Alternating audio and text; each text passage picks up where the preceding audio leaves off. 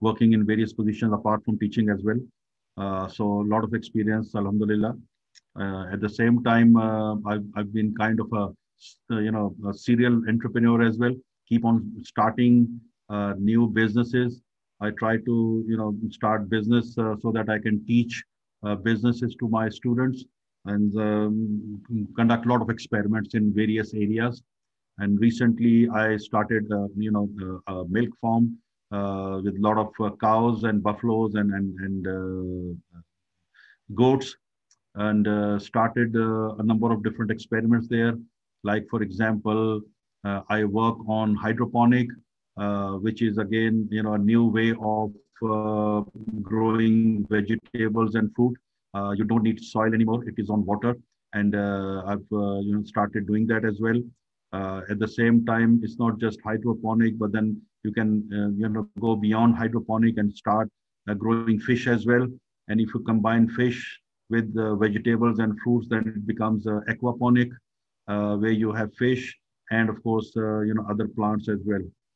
So it becomes an ecosystem where you don't need fertilizer, you don't need anything to add into water, you don't need to change water. So with very less water, you can grow vegetables, fruits, and fish as well. So those are the experiments that I'm doing right now. At the same time, Pakistan imports about 3.5 billion dollars of edible oil every year in Pakistan. And on the demand side, we don't grow anything. So for the last 2 years now, I'm also trying to convince people to grow palm oil in palm trees in Pakistan, and so that we can save huge amount of money that we spend on importing oil from Malaysia and Indonesia. And then apart from that, doing various other things. As we move along, I'll try to share that with you. My area of interest right now is working on social entrepreneurship side. So I help my students, I help community, I help especially women entrepreneurs so that they can start their own business and they can grow their business. So I'm actively engaged with them, not only in Karachi, but outside Karachi. So this is what I'm going to discuss in my presentation if time permits me. So I'll be talking about entrepreneurial leadership.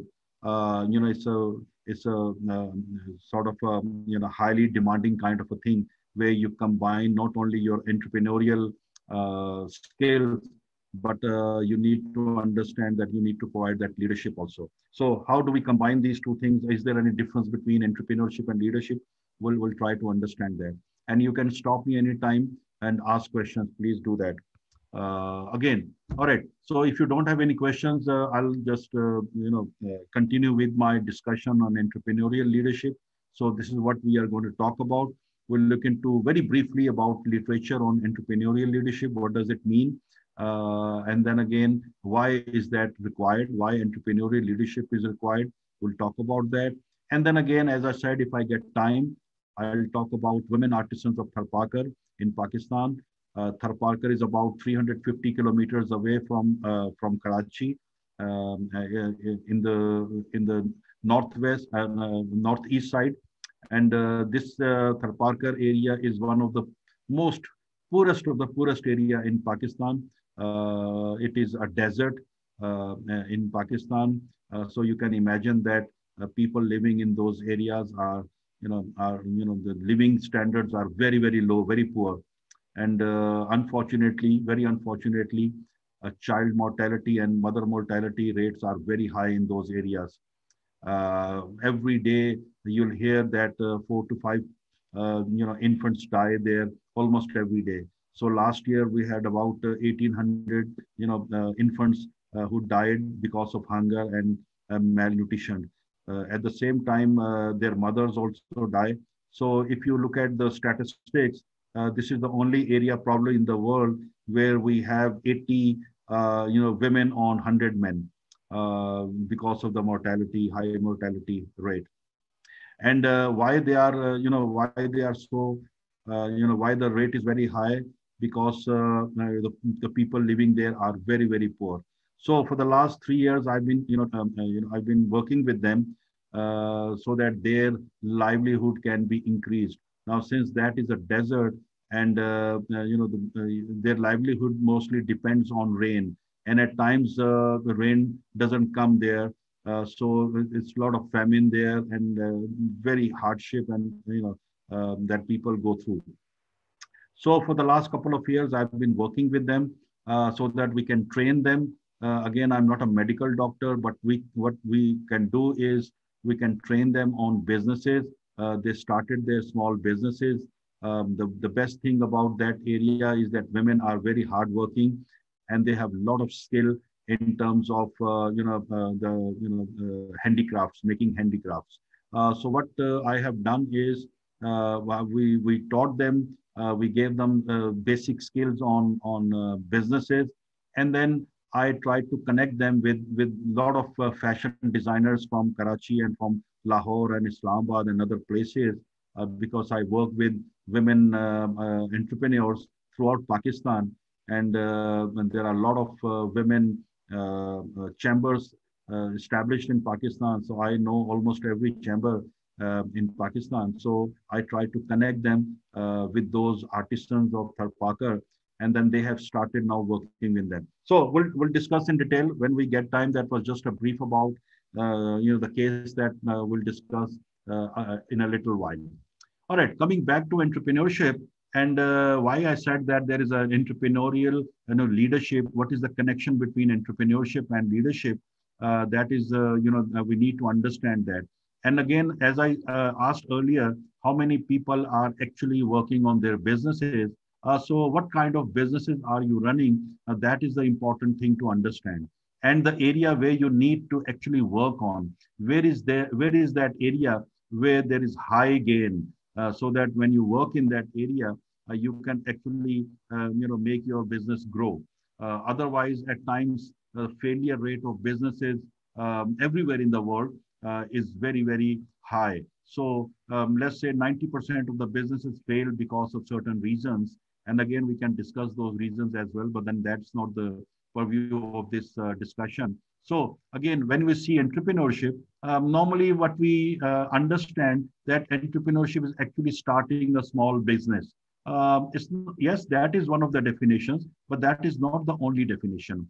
Actually, entrepreneurship is again, yes, starting your own business, but then above that, it is it is about growing your business as well. And not only your business, but again, if you're working in an industry or if you're working in any company, even growing that company with different ideas, with new ideas, that also comes under the ambit of entrepreneurship. What literature tells that is intrapreneurship rather than entrepreneurship, but then again, it's just the difference of a word. Otherwise, the concept behind entrepreneurship and entrepreneurship is almost the same. All right. So actually, you find synonymity with business ownership and starting a business and growing a business in terms of entrepreneurship, which is absolutely okay. Other definition that Peter Drucker told us is that leadership and entrepreneurship are discussed together in the research literature. So you'll find in literature on entrepreneurship that you'll see that leadership and entrepreneurship actually are almost same kind of paradigm. It's just that how do you see entrepreneurship and leadership? And I'll try to give you an idea. Actually, leadership and entrepreneurship are absolutely, they go together. And then again, Shamir, Levy and Shamir said, leadership and entrepreneurship overlap to some degree. Yes, again, it also overlaps in certain area, and we'll try to see that what are those areas where entrepreneurship and leadership actually overlap. In terms of defining entrepreneurial leadership, Gupta, Macmillan, and Surrey maintain that it is leadership capable of sustaining innovation and adaptation in high velocity and uncertain environments. Now, this definition is actually very, very interesting. And if I define this definition, you'll come to understand that there are various elements that you need to understand what that entrepreneurial leadership is all about. So if you go deeper into this definition, so it starts with leadership capable of sustaining innovation and adaptation in high velocity and uncertain environments. What do we actually mean by that? So what they are saying is that entrepreneurship and leadership is actually about innovation. So you need to innovate. You need to come up with new ideas, and those ideas should be business viable. And if those ideas become business viable, only then that goes into the ambit of entrepreneurship. And then the second thing that it tells us, that adaptation in high velocity and uncertain environments. Now, this is also very, very important to understand that entrepreneurship is actually, going into high velocity and uncertain environments. So that is the area that we need to work on. Where there is high velocity means that the environment, that new products are coming into the market very, very quickly, and people demand for new products is growing day by day. So there is ever changing phenomena in the market, and an entrepreneur should be abreast with that. An entrepreneur should have his hand or her hand on the pulse of the environment, so that they can innovate and they can bring products according to the requirement of the markets. And at the same time, adaptation in high velocity and uncertain environments. Now, this is a very, very key area. When we say entrepreneurship is about leadership, so leadership is about treating or moving into an uncertain environment. Now, what do we actually mean by that? I'll explain that in a while, but then keep that in mind, that uncertain environment demands actually entrepreneurship and leadership. And this is a virgin island. This is a virgin area where if you move into this area, then there is high gain. But with that high gain, there is another element of risk as well. So we'll try to understand what this uncertain environment actually means. And then again, it tells that the last part of the definition, it is key to continuously creating and appropriating value in a firm or in your business. Now, this is very, very important also, that you continuously, it's not just one time, it is a dynamic kind of a phenomena, that you continuously create value in your business, and keep on creating value, which means that looking at the environment, looking into the markets, looking into the habits of people that is changing over time. You need to bring that value into your products and into your services, into your businesses, and only then you can thrive and grow in this environment. So again, coming back to the role of business schools. So the business schools have also transformed their thinking and their paradigms. Now, this is sort of a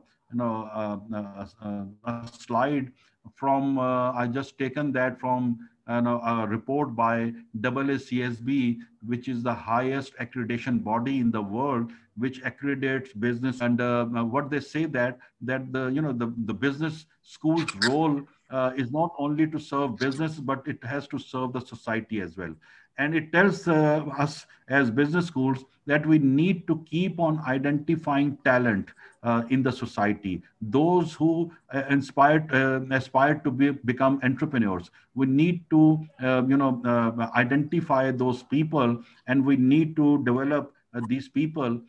We need to empower these people so that they can become entrepreneurs, and of course then they can be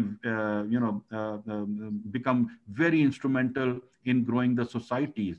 So this can be done, and most of the countries have been doing that, that they have started identifying people who actually want to start their own business. So what we see here is talent empowerment that is exclusive, lifelong, and that should be relevant. So business schools need to develop that, needs to identify that, need to explore talent among people like yourselves all sitting here, and we having these sessions from a business school, that we need to identify, we need to inculcate, we need to give you skills so that you can start your own businesses.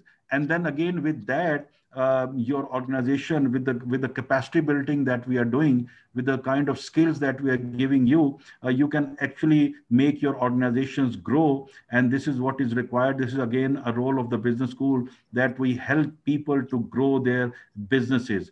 And then again, what it says is it's a purpose-driven, organization. So when we say purpose-driven organization, it means there need to be a need in the society, an unfilled need in the society. And then again, once you identify those needs, you can always work on those needs. And then again, maybe, may become, or may grow your businesses or intangibilize the ideas that you have in your mind. And once you bring those ideas into the society, and then only then the society, get benefits out of those businesses and products and services. So again, that organizational performance goes into the societal well-being. You need to think about the society. So where I work, that is the social entrepreneurship side. So I look into the societal well-being, how to serve the underprivileged or marginalized people.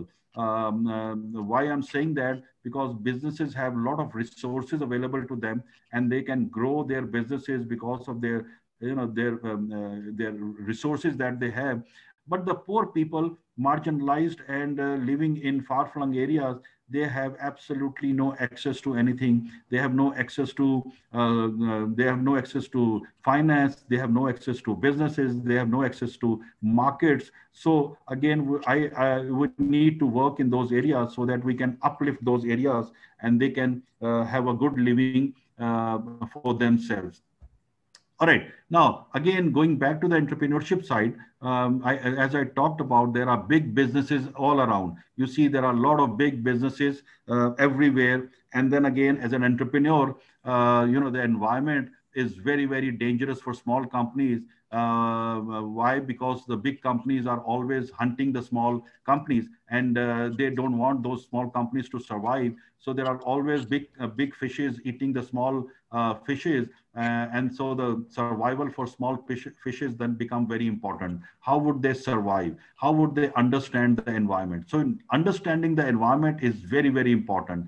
Under certain areas, under certain environments, if you operate your businesses, then there are chances of failure are very high, because there are big businesses that won't allow you to, establish your business or grow your business. So you need to move into some area where even the big businesses, fail to work in those areas. So to understand that, we need to understand the environment. That's the business environment. Again, when we talk about business environment, we carry out an analysis, and this analysis, what we call is a pestle analysis. Pestle analysis tells us about the business environment, and it covers the area from, let's say, P means political environment, E means that is economic environment, S means that social environment, T means that's technological environment, E means that environmental environment, and L means that's a legal environment. And you see some of the areas there highlighted there. What are the areas that you need to look into while carrying out this pestle analysis? Again, I'm not going into that because that requires another session to understand what this pestle analysis is all about. But just to give you an idea that there are a lot of uncertainties in the environment. As I said in that definition about uncertainties. So the environment is, again, depends on certain areas, but then at times it is very, very uncertain. So how to survive in that uncertain environment is actually the key of entrepreneurship.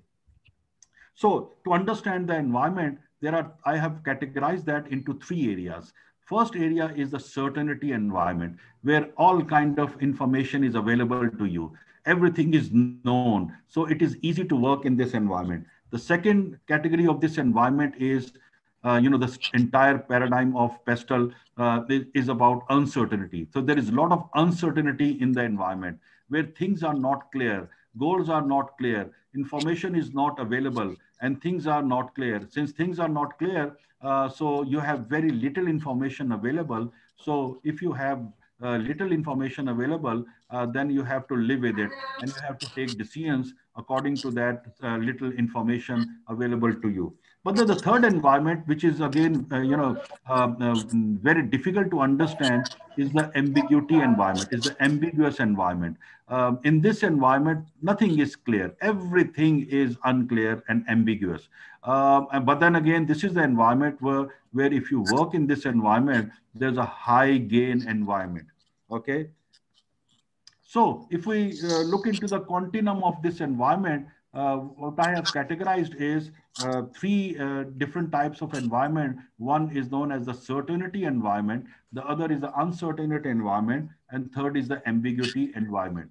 So some of the characteristics of these environment, I just like to explain that so that you can understand the difference between, a conventional business that mostly people do versus the entrepreneurial kind of a business. So once you understand this environment, only then you will appreciate and understand what do we actually mean by entrepreneurship and entrepreneurial leadership. So in the certainty environment, it is a very structured kind of environment. Structured environment means that everything is known. You know everything. Nothing changes in the society. Nothing changes in the environment. Even like for example, let's say the dollar parity rate, the dollar rupee parity rate will not change. The prices of oil or gold or any other material does not change. So it's a very, very structured environment. And we used to have that kind of environment from 30, 40 years ago. Nothing used to change. We knew about the environment. Everything was known. So it is always easy to work in this environment. In this environment, you don't need much education. You don't need high skills. You don't need experience in working in this environment because everything is known. So with little effort, you can start your own business because this is a structured environment. You know how to operate in this environment and you can work in this environment, and you don't need to have high skills or high education or working experience of that particular business that you want to perform. Why? Because everything is structured in nature. It is so structured that you can even program it. Programming means that you can write an algorithm and put that in a system, in a computer, so the computer actually controls everything rather than a person controls some few things there. Like for example, you have an air conditioner in your house or in your office. Now the temperature is controlled by the air conditioner itself.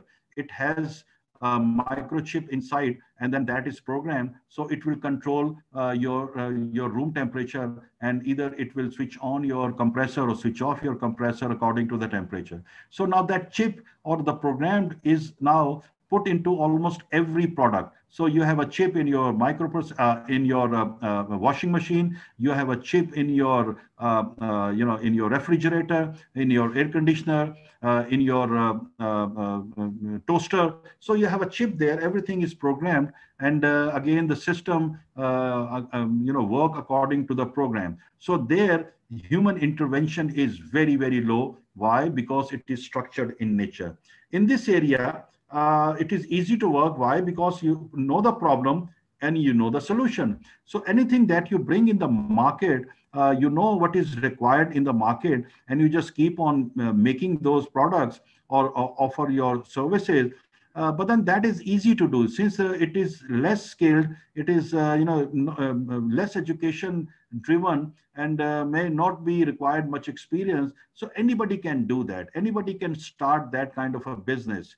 So if you work in this environment, in this area where everything is structured, the survival is very, very limited. Why? Because everybody can do that. Everybody can open a shop, a peri-peri shop or a small shop. Anybody can sell few things. So, working in this environment gives you a lot of competition. And because of that competition, your business might not succeed or might not grow because everybody can do that. In this environment, why I'm saying that everybody can do that? Because the risk factor in this environment is very, very low. So there is absolutely no risk in starting this kind of a business or this kind of a work. Why? Because the risk element is very, very low. Why the risk is low? Because you know everything. The problem is known and the solution is known. So in certainty areas, whenever you work in certainty areas, it is easy to work in this area. And then again, many people are working in this area. Why? Because it is less risky. So again, risk element is very low in this area, and people start their business because there is no risk. But when you leave this environment, and this environment now does not exist, you see there is a lot of uncertainty in the environment. You don't know what will happen tomorrow morning or day after, or after a few months or after a year. You have absolutely no idea.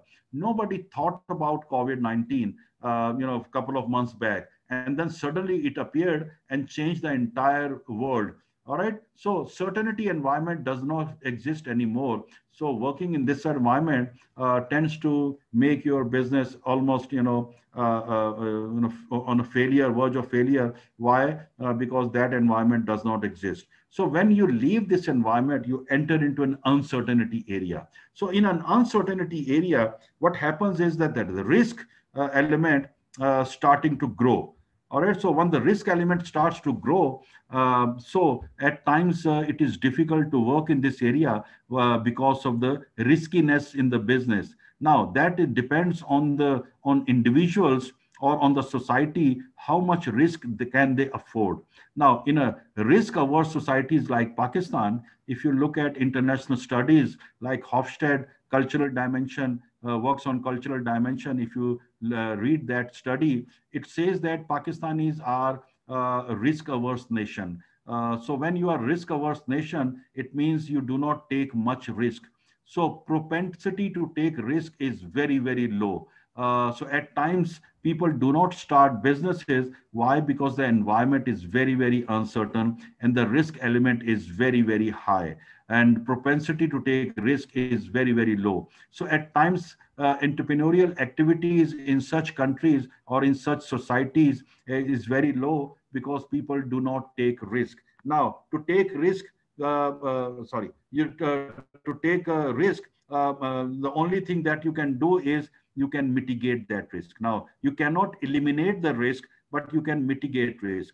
Mitigation of risk means that you somehow lower the risk, the riskiness in the business. Once you lower the riskiness of the business, only then you'll be able to perform or carry out those businesses. Now, what do I mean by mitigation risk, or reducing the risk? I'll give you an example. A couple of years back, let's say 20-30 years back, getting a credit card from a bank was very difficult.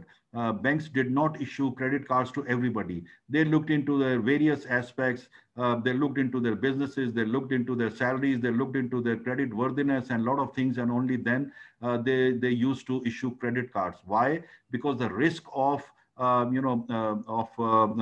credit giving to people who will not pay was very high. And because of that risk, issuance of credit card was at a very low level. But then again, now what happened that everybody carries in his pocket or her pocket at least 2-3 credit cards. Why everybody is carrying that? It just happened that the risk of running away was lessened somehow. The risk was mitigated somehow. All right. So when they worked on this mitigation of risk, so it became very easy for the banks or for other institutions to give a credit card to everybody. So now everybody is having credit cards in his or her pocket. And again, why? Because the risk has gone down. And how the risk has gone down? They are charging a very high rate of return on loans that they give to their customers. So because they are charging very high percentage of interest, so because of that, they have actually mitigated their risk. So this area can be worked upon if you try to reduce that risk. And that can only be done where you have high education skills and experiences. So this is the area what we call is a problem known, but the solution unknown. And that solution unknown is actually because of uncertainty area in this domain. So you know the problem of the society, but at times you don't have solution to that to the problem. So if you do not have solution, or if you think of the solution, but because of high risk, you actually do not move into those domains, so that you can provide solutions to your customers or to your society. So an entrepreneur actually works in this area. Why? Because entrepreneur takes high risk.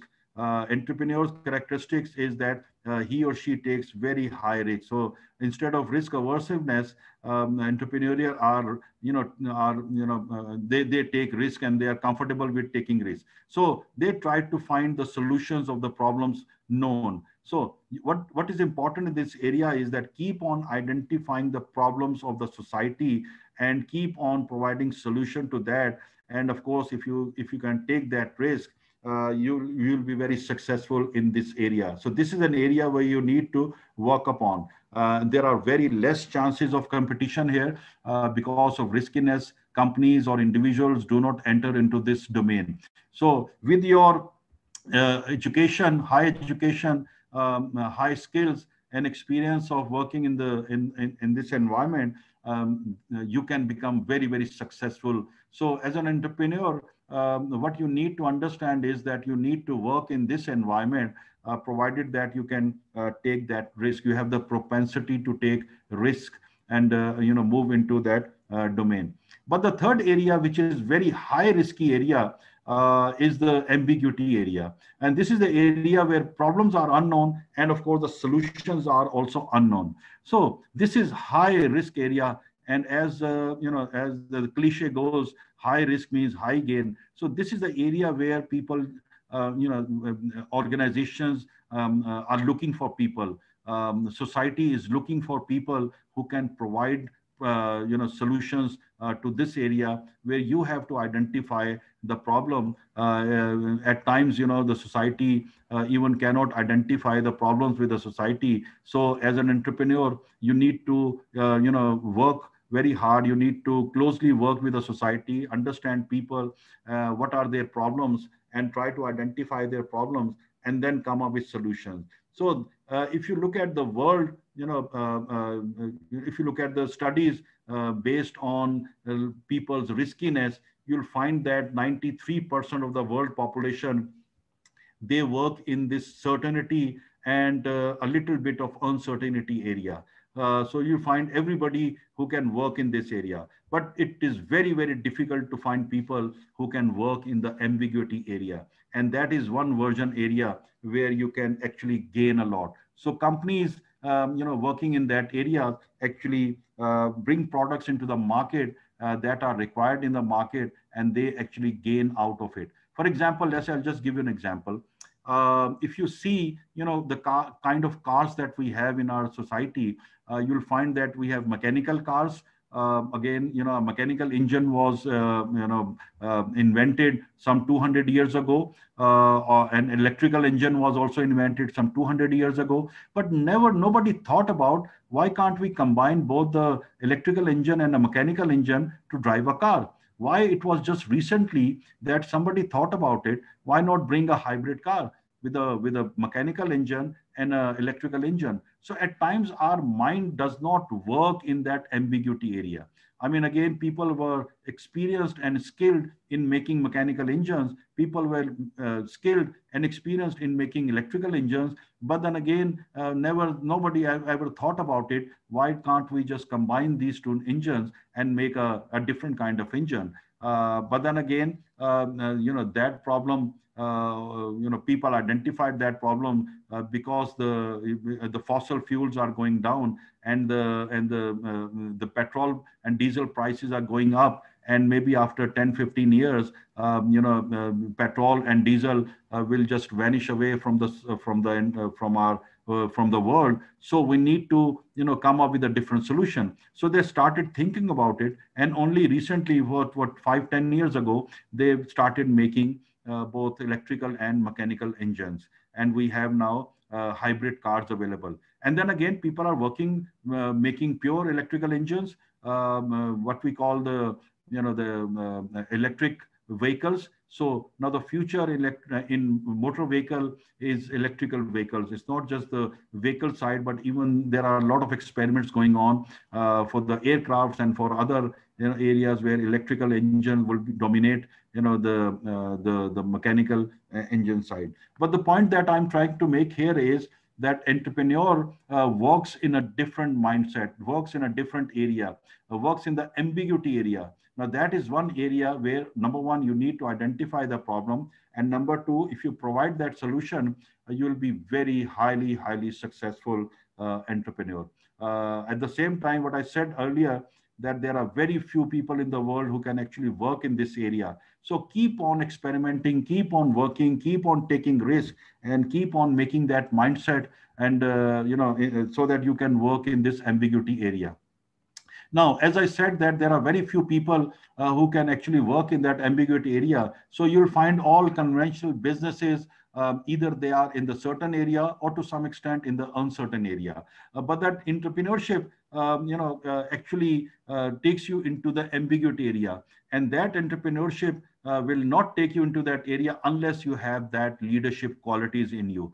Unless you have that leadership competencies in you, you will not be able to work in that ambiguity area. So that is a reason why leadership and entrepreneurship has become one of the key training programs in the world. That if you look into the training market, which is about $650 billion every year, you'll find the number one training program in the world is on leadership and, of course, entrepreneurship. All right, so every organization and every society is looking for entrepreneurs and leaders so that they can actually work in the uncertainty area and mostly on the ambiguity area.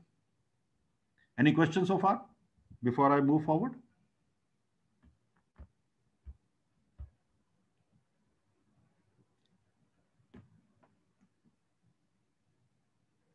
No question? Okay, thank you. We have a question from Ms. Amber. I'll just ask her to unmute. Yeah, what is that? Just a second. Go ahead, Amber, please unmute. Or you can post questions on the chat. If I get time, I'll just answer those questions.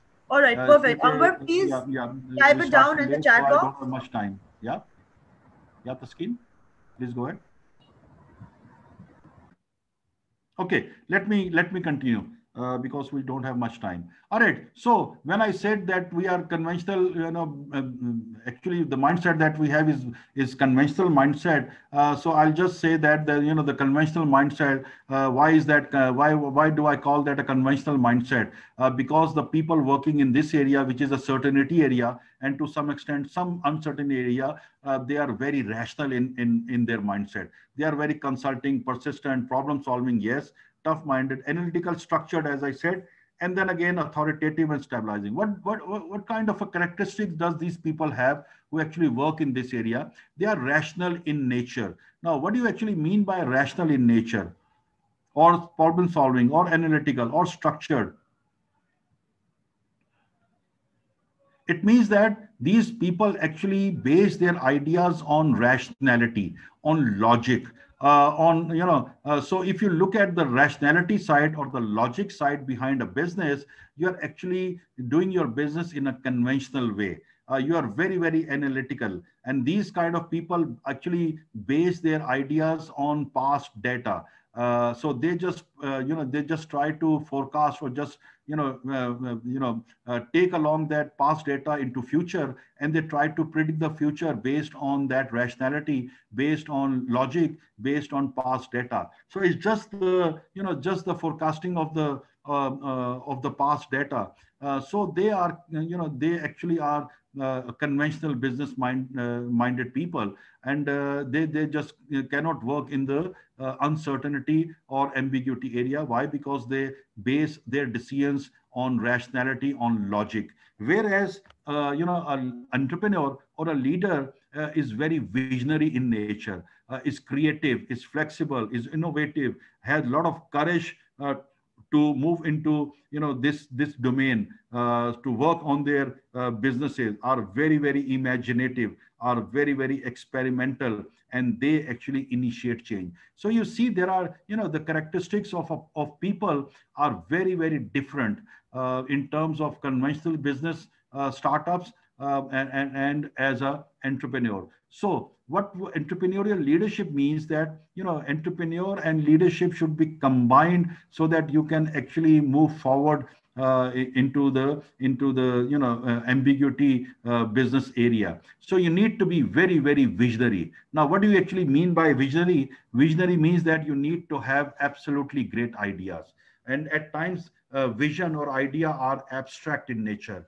So when they are abstract in nature, you need to actually have the courage to do experiments. So when you are into imaginative side, you are when doing experiments with your businesses, only then you can move into this area. Why? Because there is no rationality behind these businesses. There is absolutely no logic behind these businesses. So you have to be very, very creative. You have to be flexible. You have to be innovative. Now that innovativeness has become one of the key elements in the success and growth of organizations and of course individuals. So those who have embarked into the into entrepreneurial side, just try to learn from their experience. They were very, very visionary. They gave ideas in their organizations, and at times people could not understand their idea, and then they started their own business and they became billionaires in no time.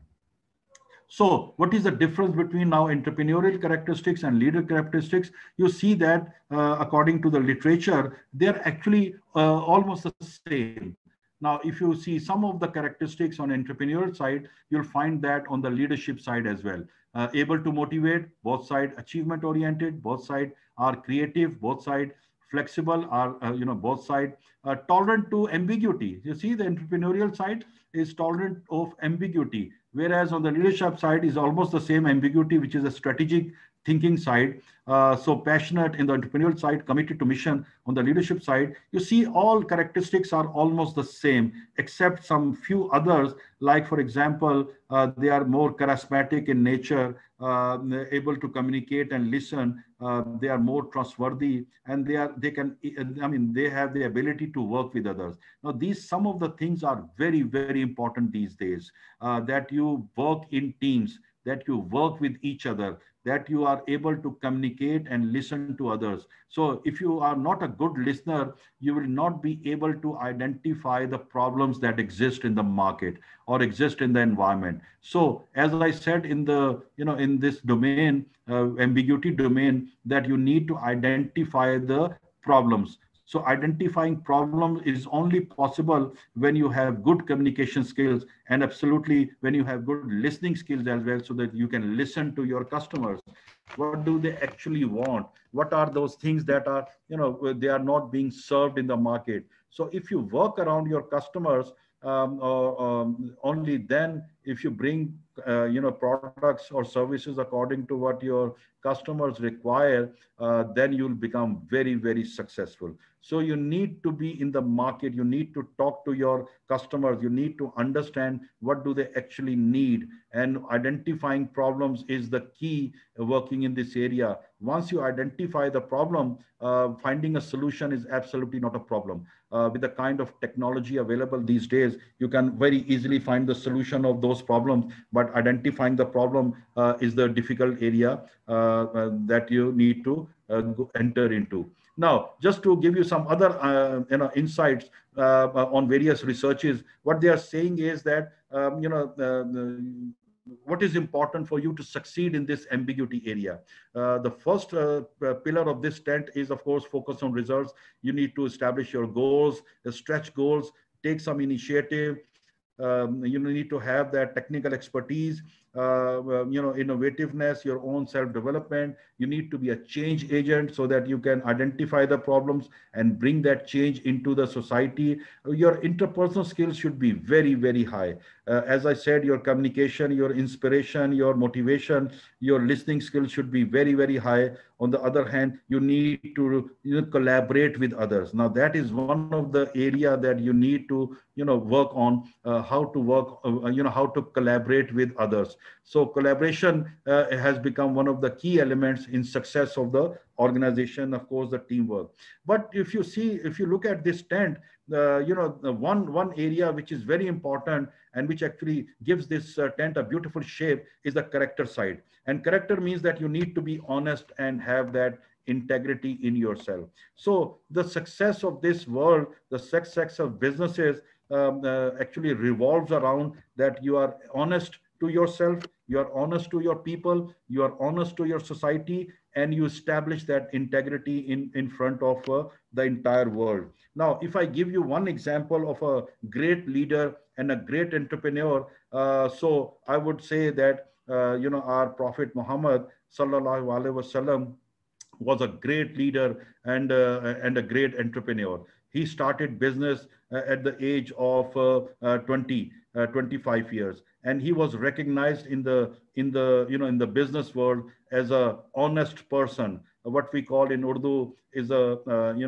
Sadiq or Amin. He was an honest person, and he was a very, very honest person. So because of his integrity, world recognized him as one of the most influential person in history. And this Michael Hart, in his book 100, the 100 ranking of the most influential person in history, he has ranked Muhammad Sallallahu Alaihi Wasallam as one of the greatest leader. Now, even even our even Allah Subhanahu wa Taala also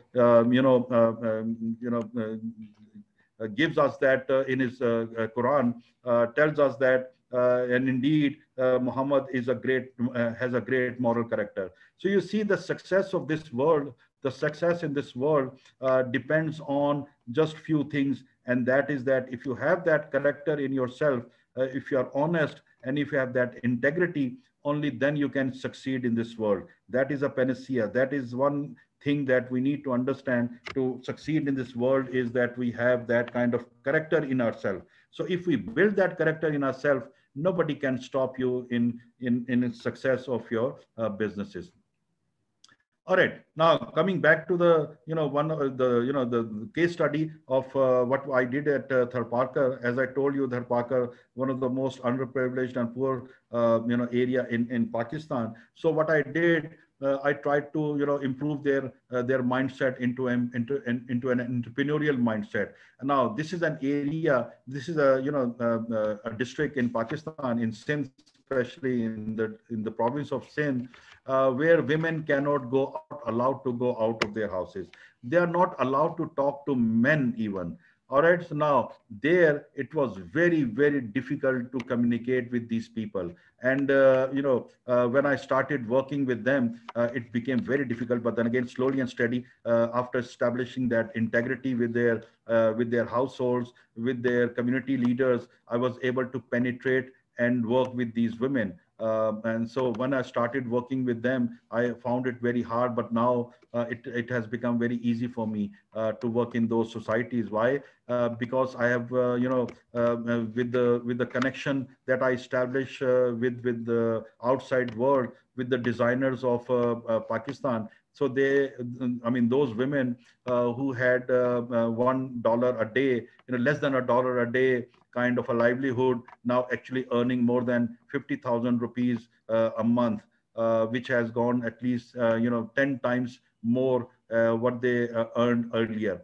So slowly and steady, we actually worked with them. I taught them about, we developed their entrepreneurial mindset. We worked on quality. We worked on a lot of other things. We worked on marketing and soft skills, and especially the digital side. I'll just give you, and I'll just briefly take you along some of the pictures there. Now you see women working in villages, working with each other, explaining them what these small, business skills are. And once they were trained on those business skills, we connected them to the outside world. And these are some of the designers that I took to that area. I even took students from various universities working on fashion or designing to those areas. I brought those participants to places like Karachi, Lahore, Multan, and participated. These women participated in some of the exhibitions there. So they started to understand what urban women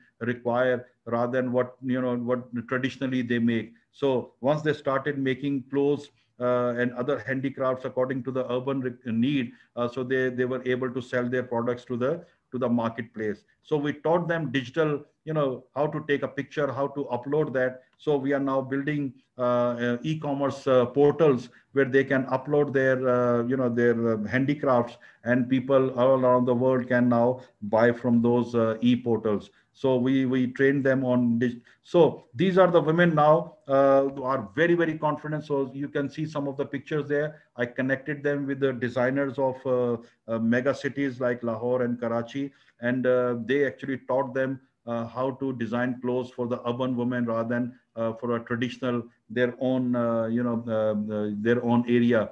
So now they are actually expanded their businesses. They have grown their businesses, and now they independently go to these cities and participate in exhibitions and earn a lot of money now. Only then this COVID has actually limited their access to the markets. Otherwise, they were doing very well. And we started that e-commerce websites for them as well. So they are all over the place, in media, on television. So now people actually recognize them, and so a lot of designers are now willing to work with them. Recently, one of the big design house in Karachi wants to work with them. So we are working on that, and I'm trying to connect them with that big house of designing in Karachi.